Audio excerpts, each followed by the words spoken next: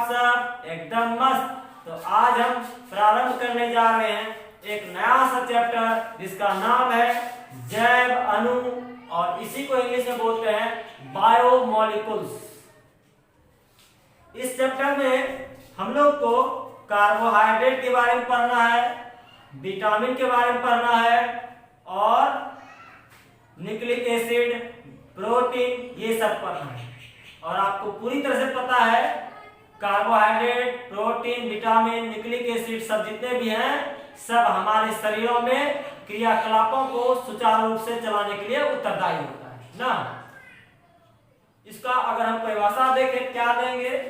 जैव रासायनिक क्रियाओं में भाग लेने वाले जटिल अणुओं को जैव अणु कहा जाता है। जैसे क्या? कार्बोहाइड्रेट, विटामिन, प्रोटीन, ये सब। तो हम लोग एक एक करके पहले कार्बोहाइड्रेट, इसके बाद धीरे धीरे आगे बढ़ते जाएंगे, ठीक है? तो अब हम प्रारंभ करते हैं कार्बोहाइड्रेट क्या है। एकदम ध्यान से सीखिए।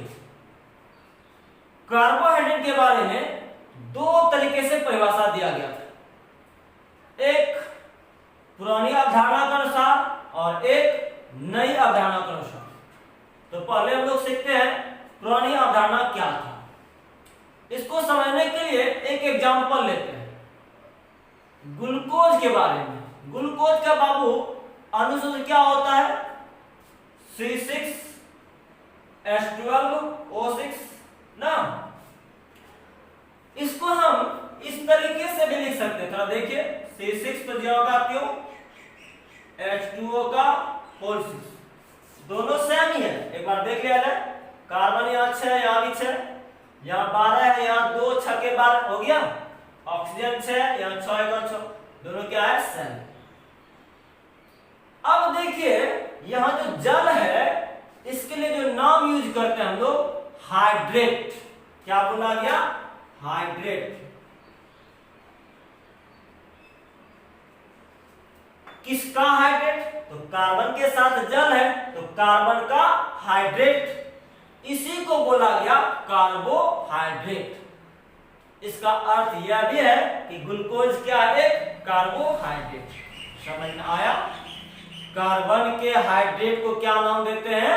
कार्बोहाइड्रेट। थोड़ा इसके आगे बात करते हैं। इस सूत्र को देखकर कार्बोहाइड्रेट का एक सामान्य सूत्र निकाला गया। कौन सा? तो थोड़ा देखिए। यहां कार्बन ज्यों का त्यों रखा,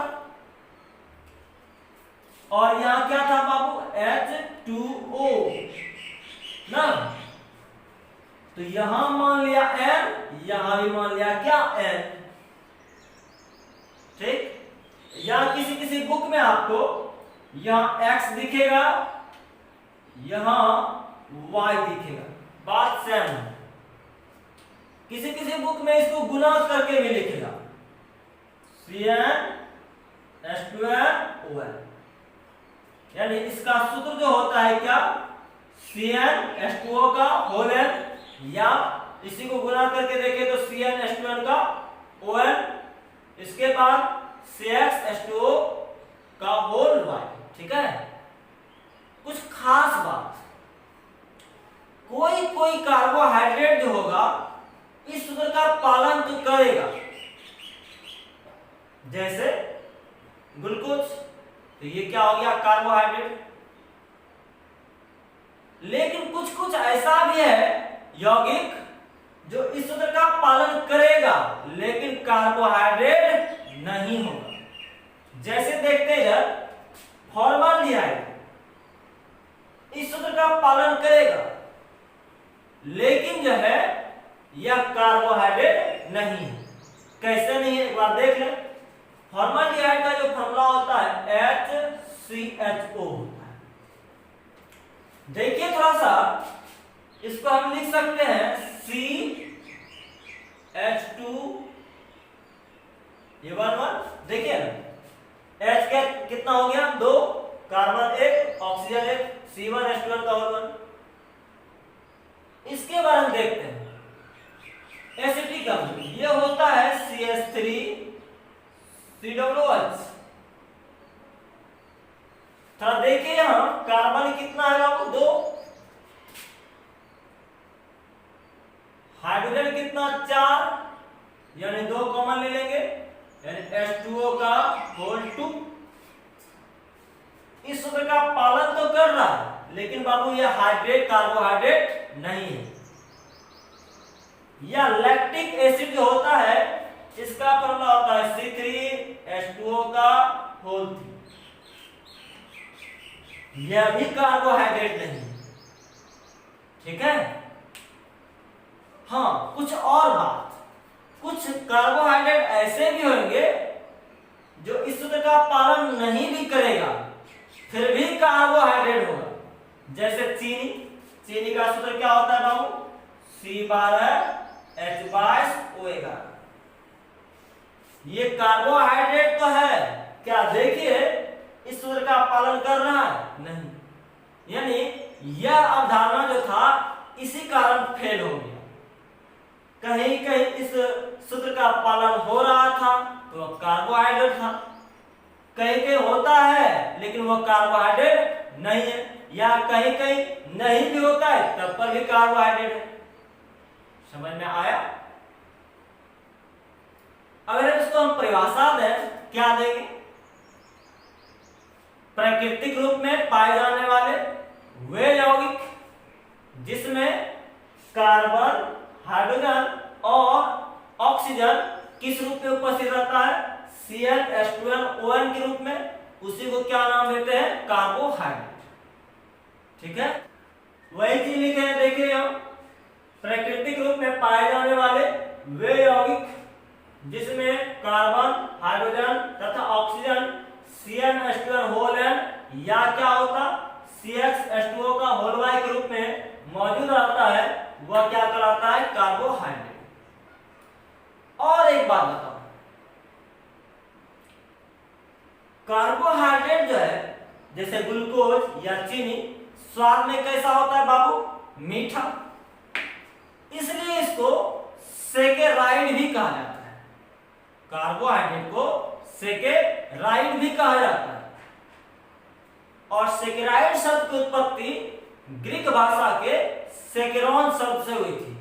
उसका शाब्दिक अर्थ ये होता है शर्करा, शुगर, शुगर मतलब मीठा।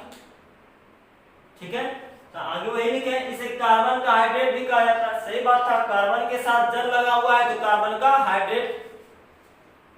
इसका सरलतम सदस्य स्वाद में मीठे होते हैं, चीनी जैसे मीठा होता है, ग्लूकोज मीठा होता है, तो वो सब क्या था, कार्बोहाइड्रेट, इसलिए इसे सेकेराइड भी कहा जाता है।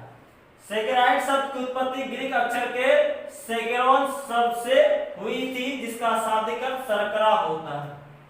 कुछ उदाहरण लेने हैं, ग्लूकोज, सुक्रोज, ये सब क्या होगा, तो कार्बोहाइड्रेट। समझ में आया? पहले इतना स्क्रीनशॉट ले तब आगे बात करें।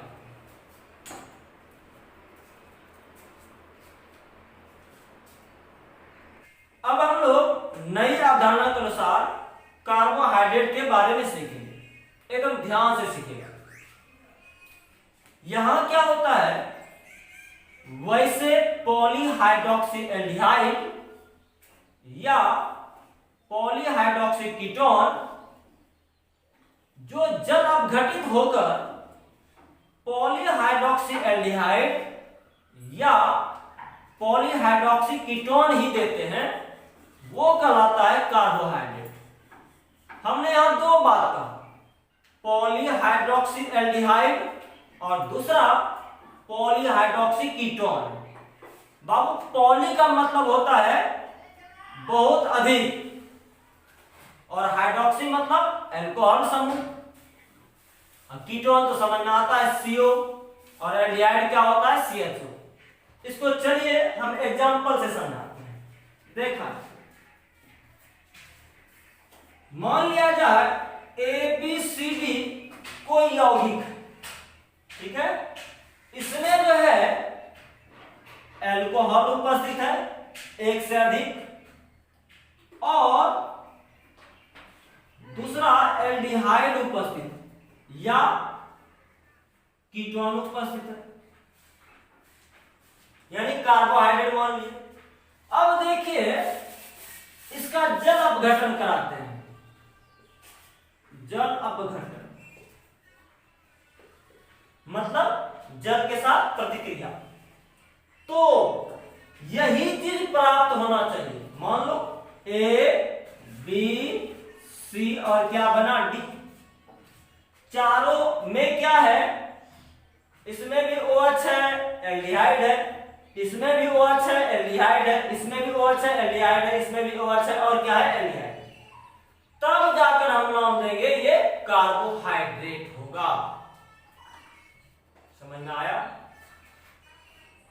अब देखिए हमने यहां क्या कहा, एक से अधिक OH ग्रुप, उसके साथ में या तो एल्डिहाइड होगा या तो कीटोन होगा, नहीं, और जल अपघटन कराने पर यही चीज प्राप्त होना चाहिए। ठीक है, वही चीज हमने लिखा है। वैसे पॉलीहाइड्रोक्सी एल्डिहाइड या कीटोन जो जल अपघटित होकर पॉलीहाइड्रोक्सी एल्डिहाइड या कीटोन देते हैं वह क्या कहलाता है, कार्बोहाइड्रेट। जैसे सुक्रोज, लैक्टोज, माल्टोज, रैपिनोज, सेल्यूलोज या स्टार्च। ठीक है, और इसके बारे में डिटेल से सीखेंगे। पहले देखिए इधर कुछ एग्जांपल लिखे हैं। कार्बोहाइड्रेट में क्या क्या होना चाहिए, एल्डिहाइड या हाइड्रोक्सी ग्रुप, नहीं, या हाइड्रोक्सी ग्रुप और दूसरा क्या होना चाहिए, कीटोन। यहां देखिए पहला एग्जांपल ये है एल्डोट्रायोस और इधर है कीटोट्रायोस। थोड़ा समझिए इसको। एल्डो का मतलब होता है एल्डिहाइड फंक्शनल ग्रुप प्रेजेंट होना चाहिए, और एल्डिहाइड का सूत्र क्या होता है, CHO ना। दूसरा बात, कीटो का मतलब होता है कीटो फंक्शनल ग्रुप प्रेजेंट होना चाहिए। ठीक है, और ट्राई का मतलब 3 कार्बन। और जब भी कार्बोहाइड्रेट का हम लोग नामांकन करते हैं उसके लास्ट में ओज लगाते हैं, तो क्या नाम हो गया, एल्डोट्रायोज। यहां क्या हो गया, कीटोट्रायोज। यहां देखिए तीसरा है एल्डोहेक्सोज। हेक्स मतलब 6 कार्बन, और यहां कीटोहेक्सोज मतलब कीटोन फंक्शनल ग्रुप होगा और 6 कार्बन का होगा। ऐसे इसका सामान्य नाम जो होता है, कॉमन नाम जो होता है, ग्लिसरॉल्डिहाइड होता है। इसका जो होता है डाइहाइड्रोक्सी एसीटोन होता है। इसको बोलते हैं ग्लूकोज और इसको बोलते हैं फ्रक्टोज। ठीक है, ये सब क्या है, कार्बोहाइड्रेट है। समझ में आया? पहले इतना स्क्रीनशॉट लें, तब हम लोग जल अपघटन के आधार पर कार्बोहाइड्रेट का वर्गीकरण करेंगे। ठीक है, चलिए।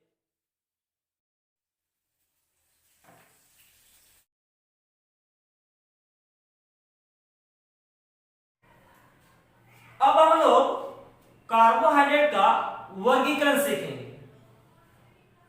जल अपघटन के आधार पर कार्बोहाइड्रेट को 3 भाग में विभाजित किया गया। पहला क्या, मोनोसेकेराइड, दूसरा ओलिगोसेकेराइड और तीसरा पॉलीसेकेराइड। मोनोसेकेराइड का मतलब क्या होता है, मोनो का मतलब बाबू एक ना, और दूसरा ओलिगोसेकेराइड में या तो डाइसेकेराइड आएगा या तो ट्राइसेकेराइड या टेट्रा या पेंटा, हेक्सा, हेप्टा, ऑक्टा, नोना, यानी 2 से लेकर 9 तक मोनोसेकेराइड अणु इसमें आएगा। ठीक है, और पॉली का मतलब क्या होता है बाबू, अनेक। यहां जो आएगा मोनोसेकेराइड का 10 से ज्यादा अणु प्राप्त होगा। ठीक है, अब हम लोग ने क्या सीखा था पहले कि कार्बोहाइड्रेट क्या होता है। वैसे पॉलीहाइड्रोक्सी एल्डिहाइड या कीटोन जिसका जल अपघटन कराने पर पॉलीहाइड्रोक्सी कीटोन या पॉलीहाइड्रोक्सी एल्डिहाइड प्राप्त हो, उसे ही बोलते हैं क्या, कार्बोहाइड्रेट। तो चलिए हम लोग सीखते हैं मोनोसेकेराइड क्या है, ओलिगोसेकेराइड क्या है और पॉलीसेकेराइड क्या है। ठीक है, एक एग्जांपल देते हैं। मान लिया जाए एक कोई कार्बोहाइड्रेट है, उसमें क्या होगा बाबू, अल्कोहल भी होगा या और एल्डिहाइड भी होगा या कीटोन भी हो सकता है ना। इसका हमने क्या करवाया, जल अपघटन, लेकिन वो ज्यों का त्यों रह गया, मतलब जल अपघटित नहीं हुआ, सरल अणुओं में विघटित नहीं हुआ, तो इसको बोलते हैं हम मोनोसेकेराइड। ठीक है, आगे अगर मान लिया जाए ए है, इसका जल अपघटन कराए, ये टूट गया दो गो मोनोसेकेराइड में, ये दोनों समान भी हो सकता है या अलग अलग भी हो सकता है, या हो सकता है कि 3 मोनोसेकेराइड में टूट जाए, हो सकता है 4 में, तो यहां नाम देंगे जितना मोनोसेकेराइड में टूटेगा उस हिसाब से उसका नाम भी आएगा। यदि 2 गो मोनोसेकेराइड में टूटा उसको बोलेंगे डाइसेकेराइड, 3 में टूटा ट्राइसेकेराइड, 4 में टेट्रा, 5 में पेंटा, उसी को सम्मिलित रूप से क्या बोलते हैं, ओलिगोसेकेराइड। ठीक है, और यदि 10 से ज्यादा मोनोसेकेराइड में टूट जाए तो उसी को क्या नाम देते हैं, पॉलीसेकेराइड। ठीक है, खासकर मोनोसेकेराइड जो है प्रकृति में लगभग 20 उपलब्ध है, इससे ज्यादा नहीं। ठीक है, और इसका जो सामान्य सूत्र होता है, जो कार्बोहाइड्रेट का सामान्य सूत्र था कौन सा था, CnH2n और क्या ON। ठीक है, वही होता है, वही चीज लिखे हम। वैसे पॉलीहाइड्रोक्सी एल्डिहाइड या कीटोन जिसका जल अपघटन कराने पर सरल अणुओं में अपघटित नहीं होता है, वह क्या कहलाता है, मोनोसेकेराइड। इसका सामान्य सूत्र क्या, CnH2n ON, जहां कार्बन की संख्या कितना होना चाहिए, 3 से 7 तक, 3 से 7 वाला ही मोनोसेकेराइड कहलाता है। ठीक है, जैसे ग्लूकोज भी क्या होता है बाबू, C6H12O6, ये मोनोसेकेराइड होगा। ठीक है, अब देखिए फ्रक्टोज, राइबोज, इरिथ्रोज, गैलेक्टोज, आगे लिखे हैं प्रकृति में लगभग 20 मोनोसेकेराइड अणु उपलब्ध। पर इतना स्क्रीनशॉट लें, तब आगे बात करते हैं ओलिगोसेकेराइड। इसमें क्या पढ़ेंगे हम लोग, डाइसेकेराइड, ट्राइसेकेराइड, टेट्रासेकेराइड, पेंटासेकेराइड, ये सब। अब हम ओलिगोसेकेराइड के बारे में बात करते हैं।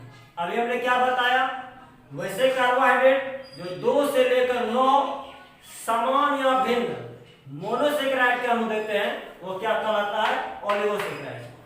अगर 2 को देगा तो उसको क्या बोलते हैं, डाइसेकेराइड, अगर 3 मोनोसेकेराइड तो ट्राई, और अगर 4 को देगा तो टेट्रा। चलिए देखिए, डाई में कितना 2, तो देखा जाए सुक्रोज एक डाइसेकेराइड है, उसी तरह माल्टोज क्या है, डाइसेकेराइड, लैक्टोज क्या है, डाइसेकेराइड।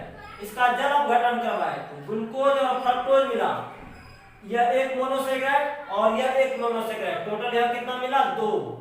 समान भी हो सकता है और भिन्न भी। यहाँ देखिए 2 अणु ग्लूकोज का मिला है, तो यहाँ दोनों क्या है, समान।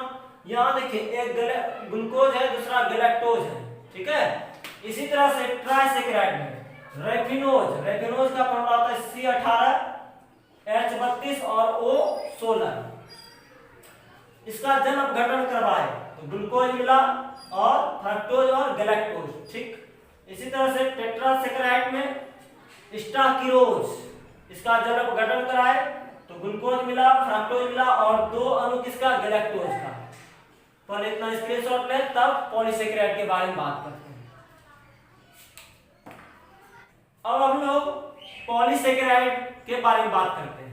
पॉलीसेकेराइड में क्या बताया आपको, तो वैसे कार्बोहाइड्रेट जो जल अपघटित होकर 10 से अधिक मोनोसेकेराइड के अणु प्रदान करते हैं, उसी को क्या बोलते हैं, पॉलीसेकेराइड। वही चीज लिखा है हमने। इसका सामान्य सूत्र C6H10O5 का होल n होता है, जहां n का मान बहुत ज्यादा होता है, 100 से लेकर 3000 तक। ये जो है सेकेराइड जो है, ये स्वाद में मीठा नहीं होता है, इसलिए इसको बोलते हैं अशर्करा, नॉन शुगर। जैसे में स्टार्च, सेलुलोज, ग्लाइकोजन और इंसुलिन। समझ में आया? आज यहीं तक पढ़ते रहिए और और मस्ती भी करते रहिए। धन्यवाद।